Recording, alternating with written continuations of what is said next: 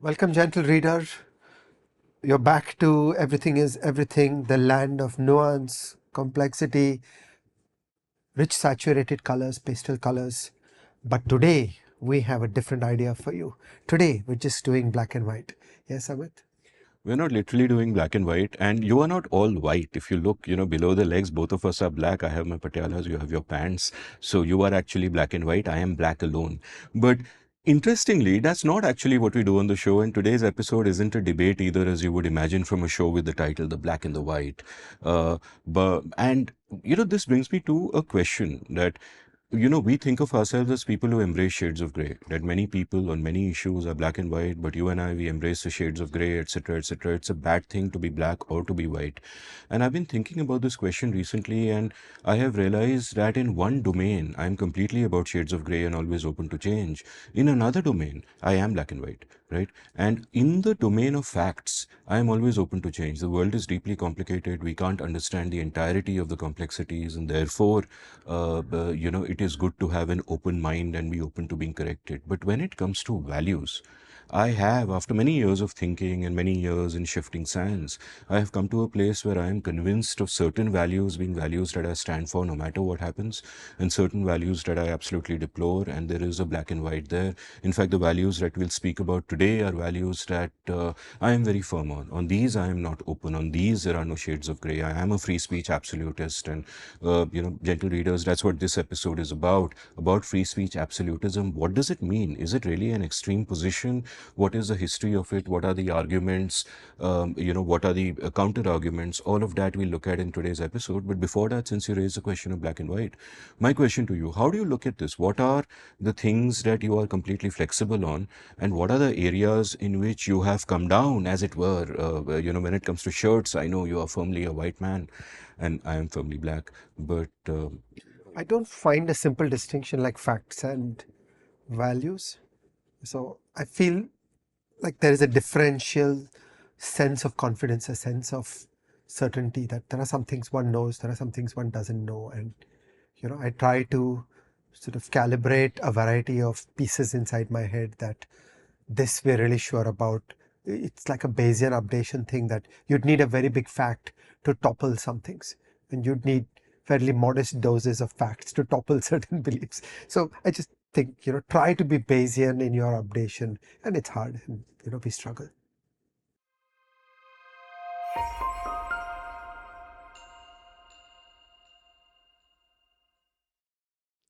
So Amit, why is free speech on your mind right now? So this is one of our rare episodes which is actually topical. Typically, we want our episodes to be timeless. We speak about themes which, are relevant no matter when you're watching them, which indeed today's theme is. But the reason I wanted to talk about free speech today is it's very much on the news, and people have a bunch of questions about not only the immediate events which have led to this, but about free speech in general. And I've been writing columns on free speech for more than 20 years, literally. And yet I felt that there is a need to get these arguments out there.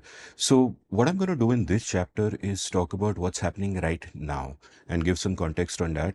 So, dear readers, gentle listeners, however you prefer to think of yourself, if you already know what's happening now, or if you're watching this in 2027 and you couldn't really care less, go to the next chapter, go to chapter 2. That's chapter 2 is really about why I believe in free speech so strongly. And the next chapter after that talks about the history of it and so on and so forth. But this is just about the current time. This will be dated very fast, but just to talk about why it's kind of on my mind. Now, there's a podcaster, a video podcaster, or YouTube podcaster. I always think of podcast as audio. So but now the word has evolved, and you have to respect the evolution of language. So I don't have issues calling video shows podcasts as well, if that's how the language has evolved. But there's a podcaster called Ranveer who calls himself Beer Biceps, who does a show called The Ranveer Show, madly popular, many, many millions of subscribers, and um does extremely well for himself. I've never really watched a full episode of his show, even when friends have been on it. But I sort of I get what the guy is doing, where he just with open-minded curiosity will call a whole bunch of people. And just to give you a bit of perspective on him, he started many years ago. He would interview celebrities. He was quite entranced by that. That was his YouTube spiel. I think before that he tried doing a fitness channel. That's why beer biceps. Sometimes jokingly I call him tequila triceps, but essentially always came across as a sincere, if slightly immature young man who's trying his best to do whatever he's doing. And at one point, our good friend Roshan Abbas, in fact, at a party at your house, told us this story about how there was a particular week where Beer Biceps came out with a show on Priyanka Chopra, and he thought that's going to go madly viral, and nothing happened. But he came out with another show with a tantric, with an Aghori Baba, and that went madly viral, 2 million views in 6 hours or whatever. And then he completely embraced that, and he was naturally interested in that. So you have a lot of tantra nonsense, Aghori stuff nonsense. It's a lot of random stuff happening there.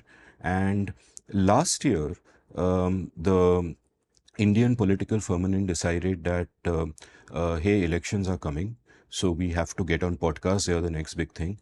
And there were a bunch of sort of right-wing podcasty shows that were online without the views of Beer Biceps and all that. So those guys must have thought कि अरे मोदी जी हमारे पास आएंगे. Modi ji completely ignored those guys, just went for the numbers. And a bunch of government ministers, including Jai Shankar and so on, Piyush Goyal, came on the Beer Biceps show.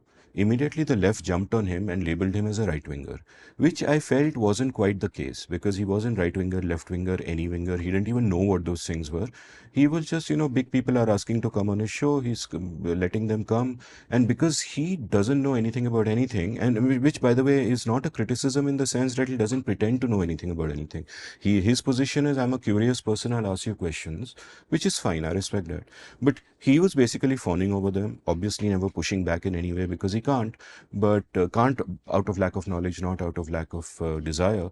And he has these standard tricks like, if you like, if I'm Beer Biceps and you say something to me, I'll repeat your last line as a question. So you'll say something like, free speech is important for a democracy. And I'll be like, oh, with my eyes going like this wide, oh, free speech is important for a democracy. And then you will elaborate on that for another 2 minutes. It's a shtick that's worked for him. So this perspective is important. That last year, the left completely painted him as a right-wing stooge, and because that's the first they had heard of him, and he was attacked on that regard. Now, recently, what happened was he went on the show called India's Got Latent. India's Got Latent is a subscription-only show on YouTube, started by this very edgy comedian called Samir Raina, who was also one of the people who helped take chess mainstream in India. So you and I have reasons to admire him. Certainly, I do, and I like his comedy also. It's very edgy. It's very dark. He's pushing boundaries. Sometimes he'll fall flat. Sometimes he'll be awesome. But that's what comedy is all about. You keep pushing the envelope little by little by little. So Samir started the show called India's Got Latent, which became madly successful. Again, our sources told us this crazy figure of him making 2.5 crores per episode for what is only subscription only, which is a mad figure, and that explains the Schadenfreude against him, because when you're successful everybody hates you. That's human nature. That's the nature of the world. Anyway, so Ranveer went on the show, and Ranveer would have felt the pressure to be edgy and to be cool, so he asked a question which essentially involved incest and parents having sex. And the thing is, one, this question wasn't original, but nor was it exactly plagiarized. In fact, it's a cliche. It's been asked like a million times before across shows. It's an old Reddit question for 20 years. Another Indian comedian who I won't name because why get people into trouble, but much bigger than either of these guys, had used it in a show of his 7 years ago, right? So you would think that there's no big deal about it. It's just banal and boring and, and even a little tasteless, but not, originally tasteless. It's just been done many times before. But some subscriber took a clip of that, put it on social media, and it went madly viral, and the right wing jumped on it. And the right wing jumped on it saying this is against our culture and something must be done. And immense criticism came against him. There was one Babaji who in fact came on a show with a podcaster and wearing all saffron. He said कि इन बच्चों को माफ नहीं करना चाहिए, इनको साफ करना चाहिए. Right, and then he referred to how Kim Jong-un in North Korea, when people got COVID, anybody who got COVID, he said we should put them away so the COVID doesn't spread. Put them away means kill them, right? I think the words of the gentleman in question were "इनकी सीताराम करनी चाहिए." So these were the kind of sentiments going around at that time, and sentiments are fine. It's people say things, you have a right to criticize them, others have a right to criticize the criticism. That's kind of the way it works. It was very tasteless and cruel, almost amounting to bullying, I felt in some cases. But वहाँ तक ठीक है, but what then happened was a state got involved. Police cases got filed against Ranveer and the crew in different places. I think one of them is Assam. The Supreme Court got into the act. Then there was, an order against him by which his passport was taken away, so he's not allowed to leave the country. And he was told, you may produce no more content, right? Which is to me completely shocking. And 40 people involved with the show had cases filed against them, including the editor. And you might ask, what has the editor not done? But as young Nomsita would do, an editor's job is to cut things out, and this editor did not cut out the Anap Shanap, as it were. Except that if you try to cut out everything that people will find objectionable from a comedy show, you'll basically have nothing left. So that is the context in which all of this is happening. And Beer Biceps is in this dangerous position where the left already hates him. Now the right is trying to cancel him. So both left and right have jumped on him. At which point I thought a fundamental principle of free speech is you should defend the people that you disagree with the most. And because I don't like Beer Biceps content, I jumped into the fray and I put up a post on Twitter saying that, hey, he's a well-intentioned kid and he's apologized gracefully. And if you don't like the joke, don't watch it. If you don't like the show, don't watch it. You're not forced to pay attention, etc., etc. And people then jumped on, my point about well-intentioned kid, and they were like, he's not a kid, he's 30, which is true. But from my point of view, and him seeming, I thought he was in his 20s, but from where I'm sitting, he just seems like a kid to me. And the well-intentioned part came into play where my default position is I always assume goodwill of others unless I have reason to believe otherwise. And equally, there is Hanlon's razor.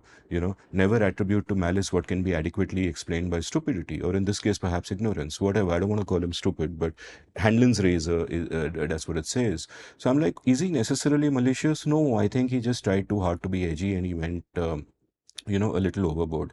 But forget all that. Both right and left came down on me equally hard for just defending his right to free speech, not making the distinction that I'm not defending what he said. I'm not even defending the guy, who I don't know and, have no feelings this way or that way towards. I am defending his right to free speech. And it's important to do that. And here, this particular case is very dangerous, Ajay, because there's a lot of Schadenfreude here. One, the show India's Got Latin was hugely successful, so other content creators resented it because who doesn't want to make 2.5 crores per episode? Like, wouldn't feel like it, whatever the real figure is. It seems crazy high for me, so I don't get it, but this is what our industry friend told us. And the second point is that Ranveer is hated by the left already, and now the right are jumping on him. No one has reason to defend him. And what is dangerous here is that two things can happen. One is the state can bring in the broadcast bill through the back door, and people will say, "Ha, it's Ranveer," and this gets in. And two, even if they don't bring in an explicit broadcast bill which clamps down on creators like us, they can normalize treating creators like this. And tomorrow they could find something to object in what we do, and they could do the same thing, take away passports or say you can't produce any more episodes, or India's Got Latent is now off YouTube. I believe they deleted all the episodes. So therefore it's dangerous, right? You don't want to normalize stuff like this, and you want people to have the maturity to say that, listen, we don't like the guy or we don't like what he's saying, but that is for us to discuss on social media. The state, please stay out of it, right? The right to free speech involves us all, and it is above everything. And that's why we are doing this episode, because I really want to dig a little deeper into what do we mean by free speech. Are there exceptions to it? Should there be caveats? How does it impact a society? That's what I want to talk about today.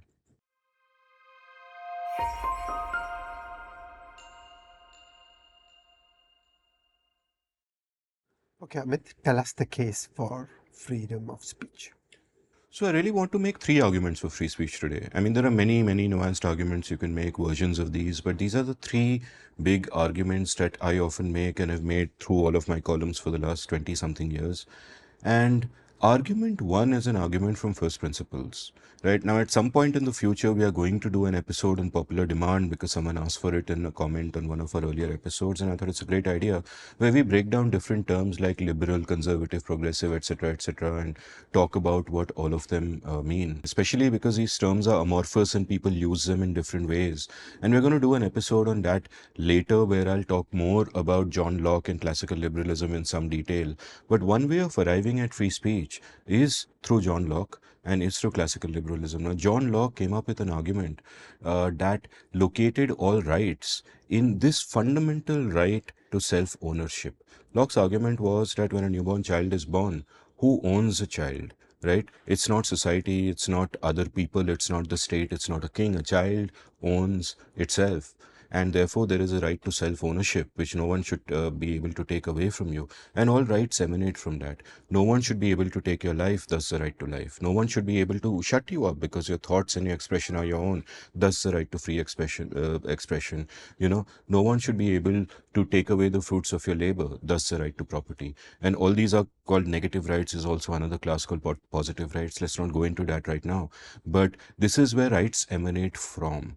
And fundamentally, it goes down to the self. Unless I own myself, I have no dignity. You have to grant me my agency and my autonomy. And the whole point of rights is that you have to respect, you can exercise your rights freely to the point that you infringe someone else's rights, right? So I have the right to do whatever I want with myself unless I'm infringing someone else's rights. And you and I, whatever we choose to do through consent without infringing each other's rights or anyone else's rights, should be kosher. Any interference with that is an interference in personal freedom, whether our voluntary action takes place in a bedroom or a marketplace. And different ideologies will treat bedrooms and marketplaces differently when it comes to consenting adults. But letting that aside, one argument from free speech is from this first principle, that when you interfere with the free speech of someone, you are in a sense denying them of their personhood and of their agency. And this affects society, because an attack on one person's agency is an attack on everybody's agency. It's an attack on the basis of society itself. And therefore, just for that reason, it is objectionable. We have to respect the rights of people if they're not infringing on the rights of others. This is reason number one, and it comes from first principles. The next two reasons come from consequences, right? My second argument is often called the marketplace of ideas argument, right? And the argument there is that there should be a free and flourishing marketplace of ideas where different ideas can compete with each other. Matt Ridley has this great phrase, when ideas have sex. That's what ideas should be able to do. You have different ideas competing with each other, and from that, the best ideas will emerge, and thus will society grow. Just as in an actual physical marketplace, the kind of marketplace we like is a free marketplace, right? Sure, there's a rule of law, but everybody's free to enter the marketplace. Everybody competes on price and value and so on, and water finds its own level, and we are all able to find the best products and the best value and so on and so forth. And the marketplace of ideas is the same thing. If there is one view of the world prescribed by the state or dictated by the state, then you can get into trouble because that view may be wrong. And often through history, it is exactly like that, that progress comes from heretics. Progress comes from people saying that, the earth goes around the sun and not vice versa, even if the conventional view is different. And you should have the freedom to say that. And indeed, you should have the freedom to say the opposite as well. You should have the freedom to say anything at all. And then ideas collide in that marketplace of ideas, and the best ideas come to the fore. So that is the second reason for supporting free speech, that the moment you try to clamp down on free speech, for whatever reason, you are interfering in the marketplace of ideas, and you're interfering in that process of competition and discovery. And everyone should have the right to be exposed to views of all kinds so that they can make up their own mind. And it doesn't matter in a particular time what kind of view is prevalent, what kind of ideology is in power. That should not matter. This principle should matter, that anyone has a right to be in competition against whatever conventional wisdom may be, or against whatever people believe. So free speech is important for this reason. And my third argument, in a sense, is an extension of this. It's a consequentialist argument, that in a democracy, free speech is essential. What is a democracy? It's a competition between different points of view about what is the best way to run a country. And you do not want information asymmetry here. You don't want the party in power controlling what information goes down, which will help them come to power, and clamping down on information which may harm them to come into power. So for a democracy to truly be a democracy, one of the elements which is necessary but not sufficient, because you also need the constitution, and you also need protections and so on and so forth. But one of the elements, necessary but not sufficient, is free speech. You need free speech so that ideas can go into combat with each other, which is why electoral manipulation doesn't only happen when someone goes into a voting booth and rigs the electoral process. It can also happen when free speech is not allowed to flourish in that marketplace of idea, and when the tools of the state are used to clamp down on free speech in different ways and have a chilling effect. where, if somebody punishes you for saying something, what it also does is that tomorrow I will think twice without saying the same thing. And thus is a democracy turned into what is much more like an autocracy. So free speech is also important. So these three reasons. One, I'm coming at it from first principles and saying individual autonomy and agency. If those matter, free speech matters. Two, I am coming at it from the point of view of what is good for society. You need a marketplace of ideas for the best ideas to rise to the top.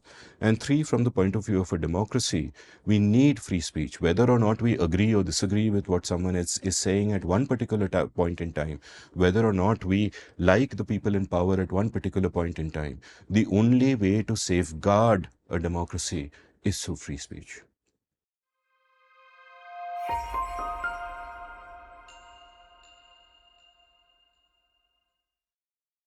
So, Amit, when life used to be short, nasty, and brutish, the folks endowed with the biceps would hurl a punch at the folks endowed with a silver tongue. Okay? That's the way the life of brutes is. How did things change? How did speech become special? How did speech become protected? So, for most of human history, speech hasn't actually been protected. You might find sources in the ancient epics that appear to protect it, but then there are always caveats and there are always sort of classifications of what is kosher and what is not. So, that's been sort of a case throughout human history. When I look at the gold standard of free speech, like when we talk about markets, people will often ask that where in the world are free markets? And it's absolutely true that there aren't free markets the way we would like them anywhere in the world, but you have degrees of freedom. And our point always has been that the greater the degree of freedom, the more prosperous a society, and the more it will flourish. Now, for me, the gold standard of free speech is really the US First Amendment, where the US First Amendment reads, and once in a while I look down at my phone to read a law or something, the US First Amendment reads, Congress shall make no law respecting an establishment of religion or prohibiting the free exercise thereof, of abridging the freedom of speech or of the press, or the right of people peaceably to assemble and to petition the government for a redress of grievances. Right? So, note the words that Congress shall make no law abridging the freedom of speech or of the press. Simple and clear. No caveats, no exceptions. That, oh, actually, in this case you can, and etc., etc. Nothing like that. Now, this has been tested in US history many times in the courts, and generally the standard that they have reached, which is the standard I agree with and celebrate, is that all speech is allowed, hate speech is allowed, short of direct incitement to violence. Any speech is allowed. And this is where I would come down as well. So when I speak about free speech absolutism, this is what I mean. That all speech, including hate speech, should be allowed. Incitement to violence otherwise is a problem because it is inciting violence, which is anyway illegal. So for example, if I am to say something like Gujarati economist should not be allowed to speak up in the court of public opinion, right? That is kind of hate speech. Or I could say much worse things about Gujarati economists, or you have said about Bengali economists in the past. All of that, which I agree with, by the way. So all of that could count as hate speech, but to me, it's fine. The problem is when I say that, guys, here is Ajay Shah's address, go and lynch him. That is a direct incitement to violence. That is where you draw the line. And you draw the line because it is an incitement to violence, which is wrong in and of itself. So that's the US standard. And I'll come back to some of the arguments that have gone on there in the past. Now, our friend Subhashish Bhadra, in an excellent book he's written, makes a point that he elaborated upon in my episode as well, that if you look at the constitutions of different countries, they're all circumstantial. There was a particular context to the way a country was developing, and the constitutional values come out of that. America's fighting for independence against the British, and there are all these different states in place. So they're giving so much value to individual freedom, and in fact, their federalism comes out of that ferment and out of those times. If you look at the Indian Constitution, it doesn't quite work out so well. The Indian Constitution is framed at a time of great turmoil in the country. A bunch of people sitting in Delhi are debating what should the Constitution be, while the country is falling apart. The lines that we know on the map today aren't there. There are more than 500 princely states. It's a long operation that takes 2 or 3 years to bring them all together, to more or less resemble what we today call India. And it looks like things will fall apart, the center will not hold. And therefore, it is natural for the Constitution to centralize power, so it pays lip service to federalism, and it also pays lip service to freedom. In fact, at one point during the Constituent Assembly debates, Somnath Lahiri came up with the memorable line, and again I will look down because though it's memorable, it's not so memorable that I remember it offhand. But Somnath Lahiri protested against what was being done. And he said, I feel that many of these fundamental rights have been framed from the point of view of a police constable. And indeed, what happened was that the way the British designed the imperial state to be a state which will rule us and not serve us, that sees us as subjects and not citizens, that entire design and mechanism was adopted whole scale by our rulers. We exchanged white skin rulers for brown skin rulers, and many of the rights that we should have had never actually took fruition because we just borrowed the colonial states framework to sort of build the Indian nation, as it were.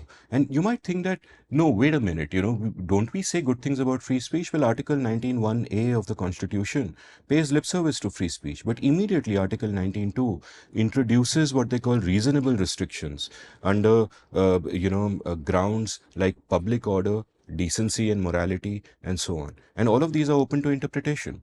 Who will interpret public order? Who will interpret decency or morality, which is such a nebulous concept by itself? The police constable that Somnath Lahiri was speaking of. And if you can interpret these words so widely in any way you want, the whole concept goes out of the window. Now, because of this, there are a number of laws which are part of the Indian Penal Code, which come from the 19th century. The British brought them here. They no longer exist in Britain, but they exist in India, which are anti-free speech laws. And let me read out some of those laws and tell you what is at stake. One that is used often against people is 295A. Deliberate and malicious acts intended to outrage religious feelings or any class by insulting its religion or religious beliefs. Now, this has been used time and again through the ages. I had written a column, I think, in 2007 about it, where the current controversies were: one, Ravi Shastri during cricket commentary in a series in South Africa said he likes eating beef. Thak, 295A filed against him, right? Elizabeth Hurley got married to Arun Nair, and apparently they did not carry out all the Hindu rituals required in a marriage. Thak, 295A filed, right? And 295A constantly, the publisher of the Santa and Banta joke book, I think his name was Ranjit Paratkar. Thak, 295A filed, right? So you can interpret this anyway, outraging religious beliefs, and thak, you file a case, and then it just becomes a hassle. You got to show up in court. If this is filed in Tripura, you have to go to the court there, etc., etc. The process is a punishment. Another law, 153A. Any act which is prejudicial to the maintenance of harmony between different religious, racial, language, or regional groups, or caste, or communities. And honestly, anything can come under it, because anything that someone does, you can say you're outraging that religion or their belief, including like Ravi Shastri eating beef in South Africa, for example, can come in question. And then 124A, which is a sedition law, and that says sedition: anyone who, by words or expression of any kind, brings or attempts to bring or provoke a feeling of hatred, contempt, or disaffection towards government established by law shall be punished with life imprisonment. And an interesting thing happens here. Like, first of all, you will ask, these are in IPC laws. Why are they still on the books? Well, here's the interesting thing. Anybody, including you and me, can go to court and challenge any of these laws under the grounds that it is unconstitutional. But Ajay Shah, they are not unconstitutional because the Constitution does not protect free speech, right? And an interesting thing happened in the early 50s. The sedition law was struck down, 124A. Right? And at this time, Jawaharlal Nehru was cracking down on free speech everywhere. He had issues with the RSS magazine, The Organizer, and also he tried to ban a communist magazine called Crossroads, which was run by Ramesh Thapar. And the ban on Crossroads was overturned by the Supreme Court, saying it's against the Constitution, right? And the sedition law was off the books. So what happens is Nehru goes in for something called the First Amendment. Now, there's a brilliant book by Tripurdaman Singh called 16 Stormy Days. He's done an episode with me. I recommend everyone read that. Tripurdaman and Adil Hussain, an awesome Pakistani scholar, also came out with a book called Nehru, The Debates That Shaped India, which has Nehru's debates with eminent people like Sardar Patel and Shama Prasad Mukherjee, worth reading, right? And I would like to now point out what Nehru says, because Nehru, what he does in the First Amendment is he brings in that public order caveat. And he brings in another caveat about relations with friendly countries. And these caveats are later used to bring back the law of sedition, because then it is no longer unconstitutional, because the constitution has been amended in this way by Nehru. So let me sort of read out how Nehru defends this. Nehru says, if the constitution is interpreted by the courts in a way which comes in the way of the wishes of the legislature in regard to basic social matters, then it is for the legislatures to consider how to amend the constitution so the will of the people as represented in the legislature should prevail. Stop quote. And what Nehru is saying here is that if I want to do something and it turns out to be unconstitutional, no problem. I'm going to amend the constitution and make sure that it is no longer unconstitutional, so I can get the job done. Right? That's what Nehru is saying.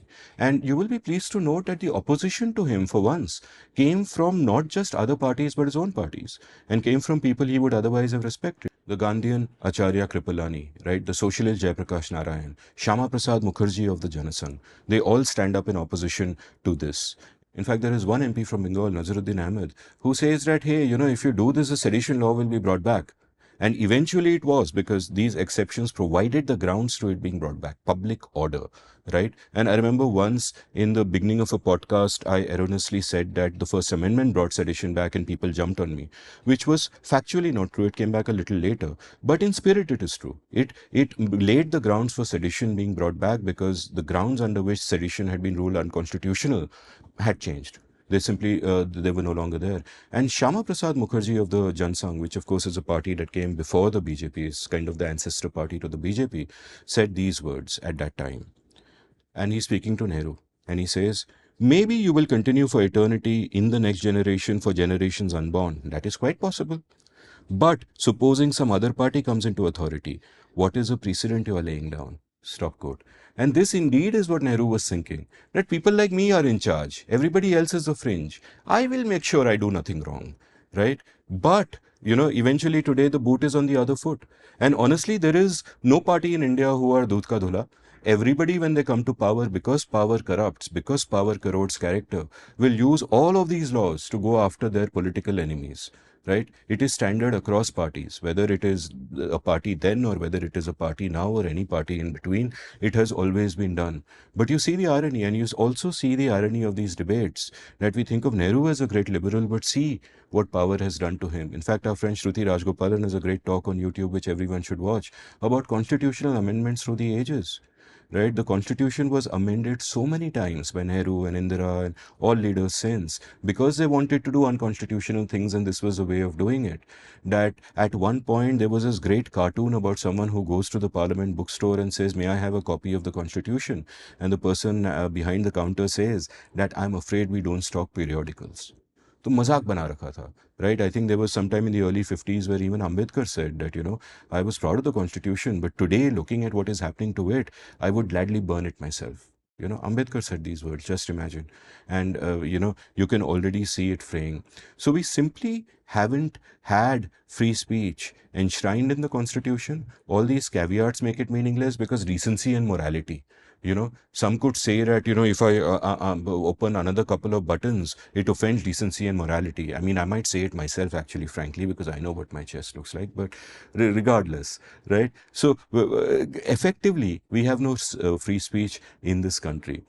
And one area in which it is actually worse than other areas is cinema, is censorship. So in 1968, K. Abbas made a film called A Tale of Four Cities. And this was a documentary. It was set in Mumbai's red light districts.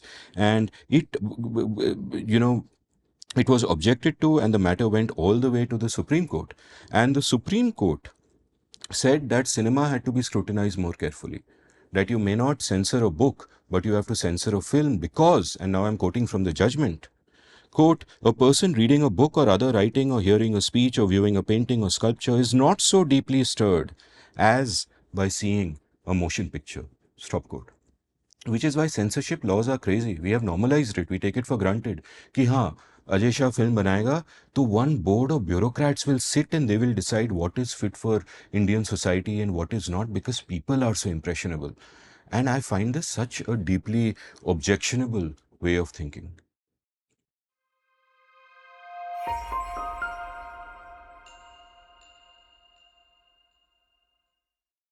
Amit, on days like this, I just feel unhappy about the knowledge about politics, of public choice theory, of the theory of the state that was present in the Indian elite. At the time of independence, you cannot criticize the names of the individuals in the Constituent Assembly. They really represented the intellectual capital of India. But I think that they were just lacking in their understanding of the state. Maybe there was this simple theory that there's just a racist view that you have to get rid of white people. Apart from that, there are no difficulties. No, that's a good point. And here's the thing: the politicians at the time that we got our independence, both in the government and in the opposition, were the best and brightest. They were just absolutely brilliant people. But at the same time, once they got proximity to power, I feel that power corrupts always, and power doesn't just corrupt in the obvious sense that you want to make more money. I don't think people like Nehru and so on were ever corrupt in that way. Definitely not. But it corrupts character, that it brings about arrogance. You think you know better than the others, and that can have a bad effect. Like, when I think of how the elites have let us down, there are two qualities I want to focus on. One quality is infantilization, right? Which is that you treat your people like incapable of making decisions yourself, where you think like, oh, I am an adult, I am a rational adult, I can do free thinking, but others are not capable. So I must condescend to them and patronize them, and I must decide what is fit for their viewing and what isn't. I'm the big daddy, I'm going to decide that. Film censorship came out of exactly that thinking, where some judge at the Supreme Court says that, people are too impressionable for the moving image. They can handle a book, but not a moving image, right? And that is a terrible quality that continues to this day. There is a lady who's been a guest on the Seen and the Unseen who is close to the Congress party. I was on a podcast hosted by her recently, co-hosted by her, and she used some phrase to the effect of, we need to uplift the consciousness of the masses. And I'm like, no, masses are not the problem, you are the problem.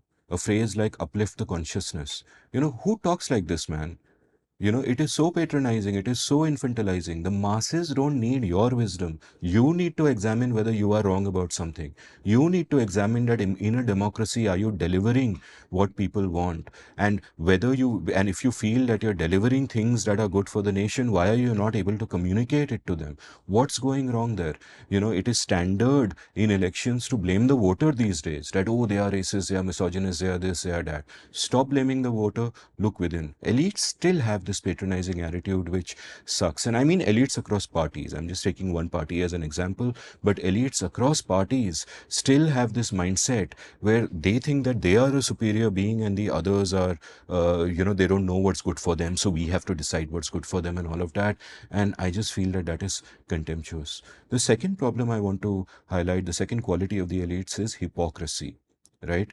That I will often talk about 295A. For example, I remember a discussion I had with someone on the left, a prominent figure on the left, and they were saying, oh, 295A bad, 153A bad. And then in the same breath, they said that, oh, that right-wing politician has said this, हमको case file करना चाहिए. She's discussing with a colleague, 295A करना चाहिए उसके ऊपर. And I'm like, hello, excuse me. If you agree it is bad, period. You can't say that don't use it against us, but I will use it against the enemy. That hypocrisy staggers me. Many people who claim to be for free speech are actually for free speech they agree with. Anything else has a problem. Anything that they don't agree with, then they have a problem. Then they are open. Ki dalo 153 dalo, ye dalo, wo dalo. There is that sort of glee. And I have a problem with this. Many years back, circa 2007, 2008, I don't remember the exact date, but around that time, there was a column written by a man who is perhaps the most sensible MP in this country today. I won't name him, but there was a column written by this man who said that he was comparing, that was around the time the violence in the Danish cartoonists had happened. And so that is the date, whatever date it is. And he is saying that, look, I support Satanic versus I'll support Salman Rushdie, but I don't support the Danish cartoonists, because he says Satanic versus is a work of art and the Danish cartoonists were just being provocative. And my point is, no, they are absolutely equal. If you're going by principle, you have to support both. You might like satanic verses and you might think that what the Danish cartoonist did is absolutely obnoxious and repulsive. That's fine. But both of them have an equal right to free speech. And that kind of hypocrisy is rampant around us today. And I worry that that might affect us in these times. Like what I would urge all of you to do is, whenever you see a free speech controversy, don't do two things. Number one, don't personalize it. कि ये Ranveer Allahbadia, he's this, he's that, we don't like him, and then you allow it to pass. Right? Don't personalize it, and B, don't politicize it. कि अरे ये तो वो party का है, ये तो राइट विंग बिगट है, ये तो लिपटार्ड है, एंटी नेशनल है, and then you let it pass. No, the point is that it will always come back and it will hit us. It will hurt us as a society. It might well hurt us as individuals. In fact, if we are creators, it absolutely certainly will. So we have to, at all times, with a united voice, say कि no, the right to free speech is absolute. Doesn't matter कौन बोल रहा है. Which is why I made it a point to speak up this time, because this guy is not my friend. I don't watch his content. I may not even agree with him. I don't know. I haven't seen enough of his work to know if he has a point of view I agree or disagree with. But when everybody is beating up a guy, that's a time to speak for him. So, and that's a time to speak for anyone. And this hypocrisy is something that I object to. It comes both from the left and the right, right? And you might well say that, hey, we have to protect our culture and people can be sensitive about A, B, C. We have to take care of all of that. And my point here is that who's deciding? Who is deciding कि ये offensive है, वो offensive नहीं है?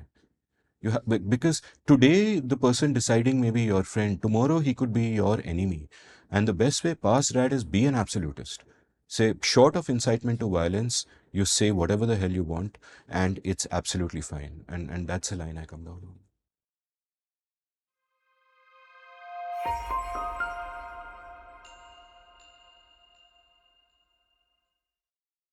on. Amit, take us through the standard battery of the canonical situations where we are able to show that there are harms associated with free speech, and how might one think of how they play out in a freedom of speech world? So, standard argument number one, which is such a cliche, and the people who bring it up don't even think about it for 30 seconds, because if they did, they would know it's nonsense. Standard argument is that no, but you can't falsely shout fire in a crowded theater. Right? So they will say you have to clamp down on free speech, because what if someone is shouting fire in a crowded theater? You could cause a stampede, which in case has happened in the past. You need to clamp down on free speech for that.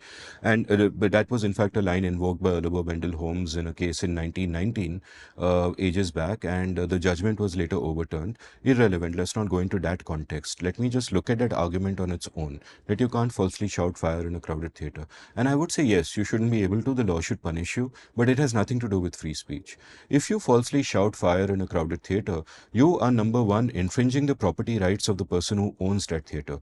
You are going inside his property and you are creating mischief there, and you can be prosecuted for that. Number two, if you're shouting fire in a crowded theater falsely has a potential to harm someone, you are causing that harm to someone and you can be prosecuted for that. If somebody dies, you have infringed the right to life. If somebody may die, you are attempting to infringe the right to life. So therefore, those grounds are enough. You don't need to clamp down on free speech, right? And this, in fact, brings me. But there are people, not me, there are people who will say that there is no difference between the bodily harm and the harm to my feelings.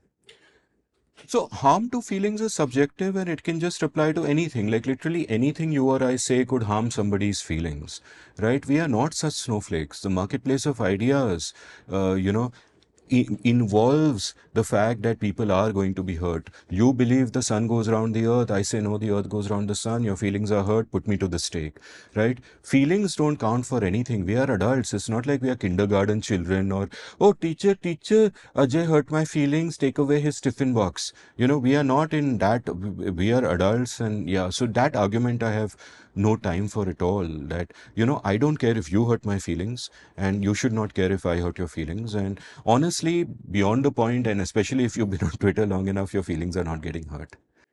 Nobody should be able to bring the coercive power of the state when their feelings are hurt. When their feelings are hurt. Second objection. The second objection often is कि Amit, you are saying hate speech is fine, only direct incitement to violence is problem. But hate speech, even if it's not direct, can sometimes lead to violence. For example, they might say, Amit, what if you say Gujaratis are bad and somebody goes and attacks Ajay Shah? Is your speech not the problem? And to that, my argument would be no, the problem is the violence.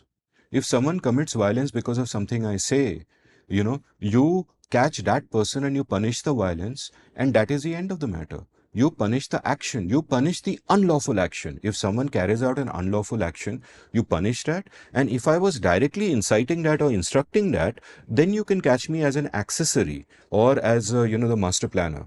But you can't, because words can be interpreted in any way.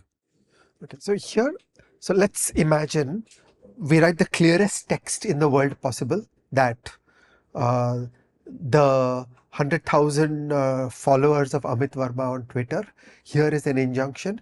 You have to get a glass of cold water and dunk it on Nomsita's head. Okay, the tweet is the clearest injunction to violence that you This can is wrong. imagine. This is wrong. One at a time. Yeah. Now, you are only followed by 100,000 wise and sensible people. They instantly understand this is humor, and no glass of cold water appears on her skull. So no violence actually happened. Okay. And then the question will arise that does the text contain an incitement to violence? And I will answer in two parts. First, this is what judges do. Okay. In the common law, it is the job of judges to read these kinds of subtle situations and draw a line and understand this was humor versus this was actually incitement to violence. And the people who are asking for black and white laws are not respecting the glory of the common law and the role of the judges in thinking that does this cross the line. You and I don't have to have the legal scholarship to draw the line. That is for judges to do. So it is perfectly feasible to run around that principle of incitement to violence. It doesn't have to be black and white that was there violence or not.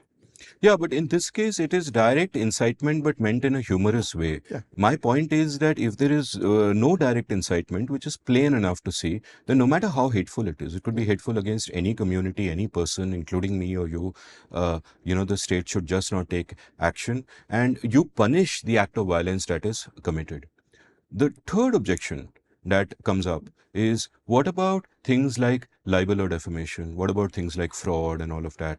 To which my point is that libel or defamation is a problem in the sense I may say something with the intent of causing harm to your reputation, which can bring you material harm. And if I do, it is then for you to file a suit against me. There are tort laws, which will look at the damages, which will see if the case has any merit. And if I have indeed intentionally caused you damage in this way, then I will have to, make good the damages or recompense you and etc. etc. The law already deals with that. You don't need to criminalize speech for it to happen. In fact, India is one of the only countries in the world where if I remember correctly, libel is a criminal offense and not a civil offense. It can be either. Yeah, it can be either, but it is a criminal offense. And in the rest of the world, it's mostly, in all the Western countries, it's a civil offense that if you feel libeled, you file a case. And different countries have different standards of the libel law. But the bottom line is that it is something that you can go to court for, but it is not something which is, it has nothing to do with speech. It has something to do with the damage caused by doing this. And equally, when it comes to something like fraud, the fraud is a problem, not the speech itself. So really, in most cases, you have to drill down and see what is a crime. And if a crime has been committed, you punish the crime for what it is. And if there is direct incitement to that crime, then fine. Then you catch me as an accessory to the crime. But if I am saying something general, like Gujaratis are bad, and somebody goes and does something on the basis of that, then no, right? My free speech protects even the most obnoxious things, no matter what you feel about them. The final objection that comes up, this isn't even an objection to free speech, but it is a misunderstanding of it. That sometimes someone is being rude to me on Twitter, so I'll just block them, right? And they'll be like, oh, you speak about free speech, but you blocked me. What about my free speech? No, I get this all the time, including a week ago. And my point there is that, look, free speech applies to the state. The state has a monopoly on violence. If the state shuts you up, they shut you up everywhere, right? That's a different matter. Me blocking you on Twitter merely means that you can't appear on my timeline. That's all that it means. You can say what you want in your own space, but not in my space. You are not entitled to my attention. It is the same way as, if I invite you home and you're sitting in my home right now, and I say that alcohol isn't drunk here. You don't drink alcohol anyway. And then you proceed to take out whiskey and say, I have a right to drink alcohol. You are infringing my rights. The point is, you do have a right to drink alcohol in your own property or in public spaces. But in my house, this is my property. I set the right. See, your rights extend as far as until you're infringing on my rights. So in my property, I set the rules. So similarly, I can knock you off my Facebook page and I can block you on Twitter. And that's not an infringement on your rights. It is just my way of telling you that, you are not entitled to my attention. Go away. Right? And that's perfectly legit and has nothing to do with free speech. And people often conflate this. When you join, say, a particular social media site, they have their terms of conditions, their TOC. You have to go by that TOC because you voluntarily signed it. And if you infringe it, they have the right to kick you out. And if they kick you out when you haven't infringed it, you have a right to go to court. But that's not censorship either way, whatever happens. So this is again another mistake people make, that the battle for free speech is fundamentally a battle against the state.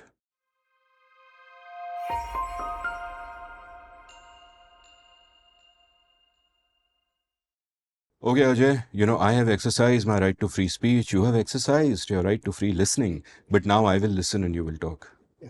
So here is a list of things on my mind as you went through all this.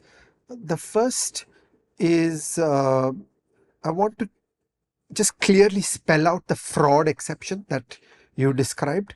I'm going to sell a medicine.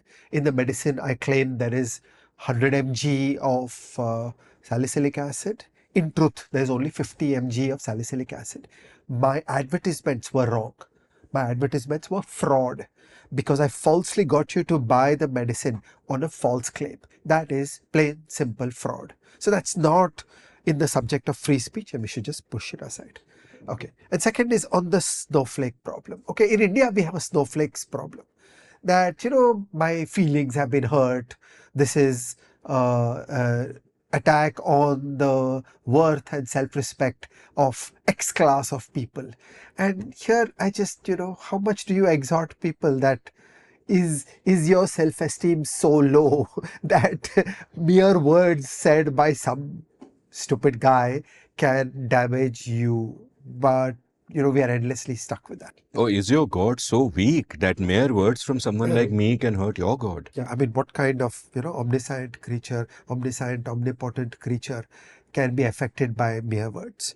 So there's really something horribly wrong in the mass beliefs around these issues. I just think there's a great deal of insecurity. There's a great deal of a lack of self-esteem, which is manifesting itself in these problems. And then closely adjacent to this is this issue that if somebody is saying some nonsense, why are you listening? Why are you obliged to read the newspaper which said things that you don't like? Why are you obliged to watch a show? It's a subscription show. Just like relax. There are things happening in this world that you don't need to know. And people get so excited and so angry that somebody somewhere said something, and it is my job to, rise to arms and solve this. And I just would like to say, find a life. It's like, get a life. Why are you getting so exercised about it? And both the left and the right in India collaborate on one project of crushing human freedom. And so there's just something fundamentally wrong with that.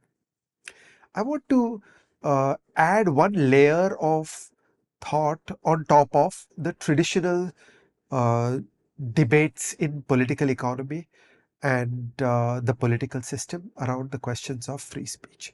Okay, so all of us will agree that there are some things you would do, like the rule set around shouting fire in a crowded theater, the rule set around fraud, some of these cases. How would you construct a jurisprudence? At what point does the incitement to violence constitute incitement? There'll be some judges, there'll be some laws, there'll be something that is written. So I just want to put the filter on top of all this about state capability. Okay, so there are things that make sense and may have worked in Germany and the UK, but you can't mechanically transplant them here. So here we have to think about the case being filed in Guwahati as just pure harassment, about the extent to which a prosecutor, a public prosecutor, will do something, the extent to which the police will do something, the extent to which judges will work. So I think the Indian case for freedom of speech is even more radical than may be the case elsewhere. So maybe there are things that happen in the UK. I'm not a political philosopher about the UK. I am a political philosopher about this country. I think the case for very high standards of unbridled free speech is even stronger in India than you may be used to in the advanced Western countries. So when people say that in the great successful countries of the world, you have X restriction on free speech, so surely you must have that much in India. I would flip it around and say no, but you need even lower restrictions on free speech in India because of the infirmities of the state.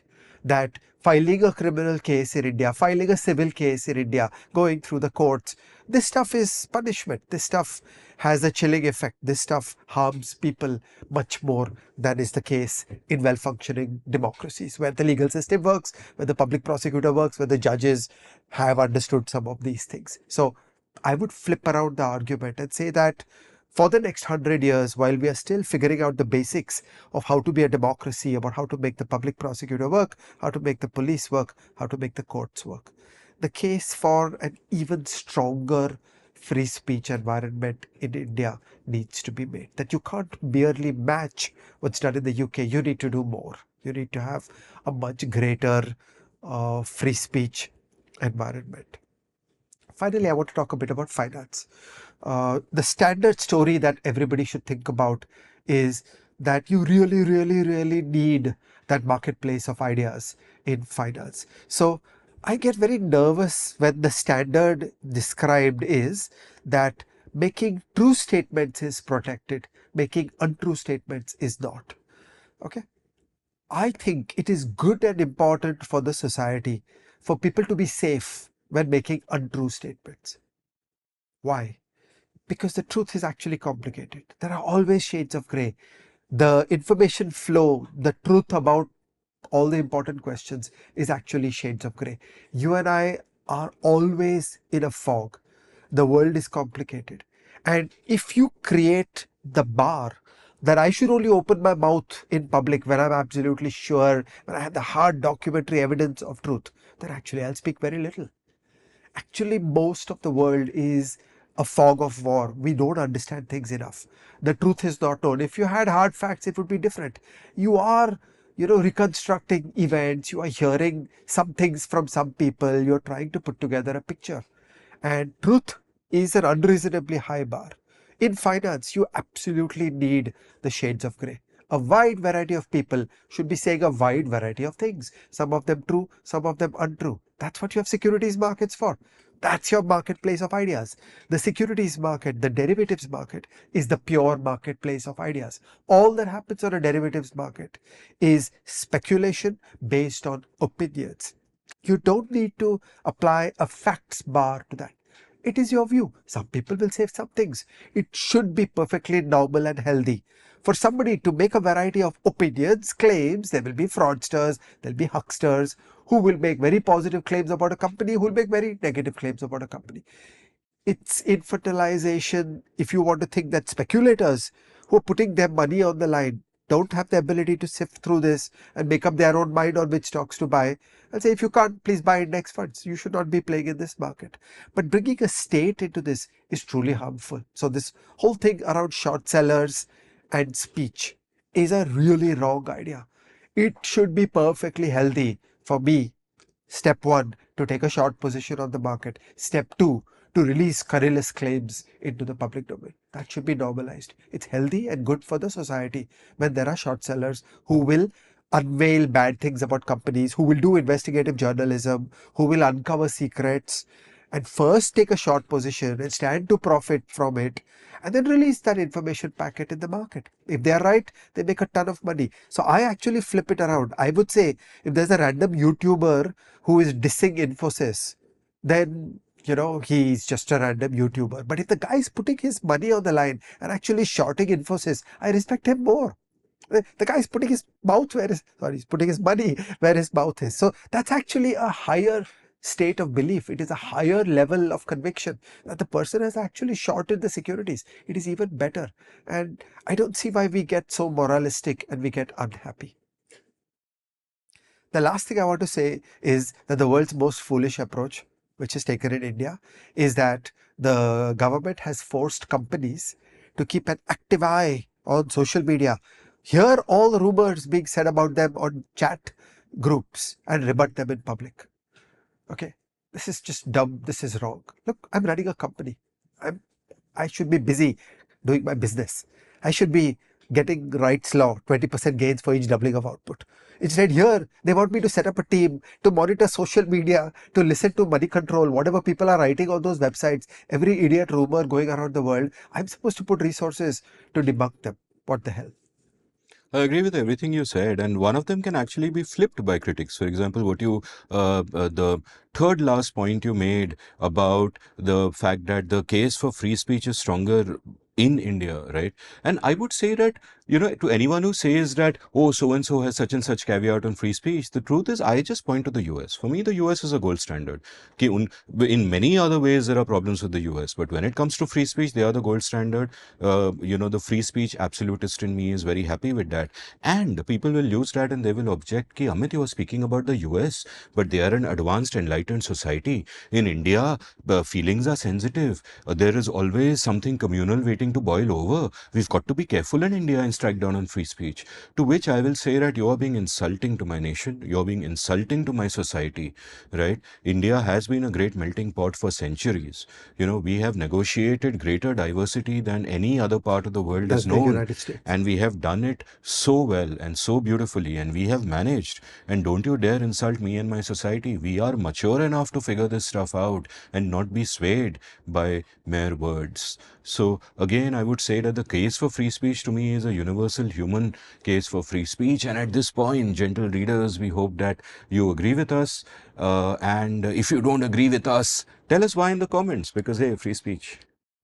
Sometimes when you think about the progression from Mussolini and radio and moving pictures and television and WhatsApp and LLMs, every milestone in propaganda has been viewed as a moral panic that look at what Mussolini did with using radio and so on. I'm less of an optimist around human beings and the masses as compared to what you are. That doesn't change my concerns around the state. Okay, in this conversation, we are discussing state violence, and there is like no case for state violence. But I have an opinion on how the world unfolds. This is an idea from our friend Suyash Rai. I think the way to think about it is that at every stage, humans can be conned, but you can't fool all the people all the time, and there is a learning curve. So in 2012 and 2013, when geniuses like Rajesh Jain showed the world how to use WhatsApp to sway voters, it was like an alien spaceship. Because you know what, in WhatsApp, you trusted this like it's coming from your brother and your sister, and suddenly propaganda messages were being delivered into WhatsApp, and people believed everything they read on WhatsApp. Okay, that's over. Today, nobody believes anything they read on WhatsApp. Okay, in similar fashion, consider LLMs. There was a time when if somebody delivered a properly typeset, grammatically correct English text to you, you would give it the benefit of the doubt.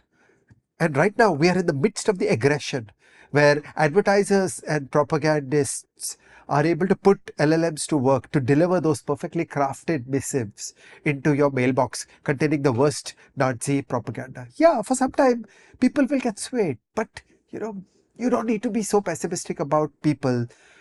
It will take time. Gradually, in some years, we will all know that perfectly crafted, grammatically correct, well typeset English has no connection to the truth. It does not need to be given the benefit of the doubt, and then we'll be back to normal. So just like let these things play out. Don't try to use state power to interfere with them. Let them play out, and also remember that even if the revolution has all the tools of propaganda at its disposal, the counter revolution will also be televised.